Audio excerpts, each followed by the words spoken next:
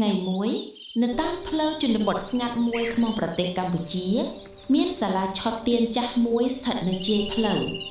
អ្នកធ្វើដំណើរច្រើនតែឈប់សម្រាកនៅទីនោះព្រោះវាជាកន្លែងតែមួយដែលអាចអង្គុយសម្រាកពេលធ្វើដំណើរយូរប៉ុន្តែអ្វីដែលធ្វើឲ្យមនុស្សភ្ញាក់ផ្អើលគឺនៅក្នុងសាលាឆទាននោះតែមានចានមួយដាក់នៅលើតុដូចជាមាននរណាម្នាក់ទុកចោលយប់មួយមានបុរសអ្នកធ្វើដំណើរម្នាក់ជិះម៉ូតូតាមផ្លូវនោះពេលដល់កន្លែងសាលាឆទានម៉ូតូរបស់គាត់ស្រាប់តែខូចមេឃងងឹតហើយគាត់មិនអាចទៅមកបានទេគាត់ក៏សម្រេចចិត្តចូលសម្រាកក្នុងសាលាឆទានមួយយប់ពេលគាត់ដើរចូលទៅគាត់ឃើញចានមួយនៅលើតុគាត់គិតថាប្រហែលជាចានដែលអ្នកណាម្នាក់ទុកចោលគាត់ក៏អង្គុយសម្រាកហើយដេកលក់បន្តិចប៉ុន្តែនៅកណ្ដាលយប់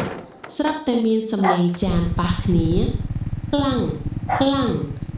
បុរសនោះភ្ញាក់ឡើងភ្លាមគាត់មើលជុំវិញតែគ្មានអ្នកណាម្នាក់ភ្លាមនោះគាត់ឃើញស្រមោលបុរសម្នាក់អង្គុយលើតុកំពុងកាន់ចាននោះ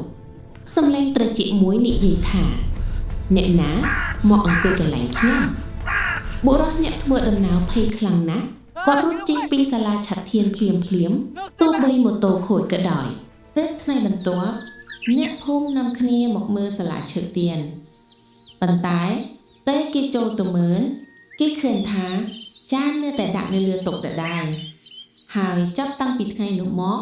អ្នកធ្វើដំណើរជាច្រើននិយាយដូចគ្នាថាយប់ណាដែលមានអ្នកចូលសម្រាកនៅទីនោះគេតែងឮសំឡេងចាននិងស្រមោលអង្គុយញ៉ាំបាយហើយរឿងនេះក៏នៅតែធ្វើឲ្យមនុស្សជាច្រើនសួរគ្នាថាតើនរណាជាអ្នកដាក់ចាននៅក្នុងសាលាឆទាននោះ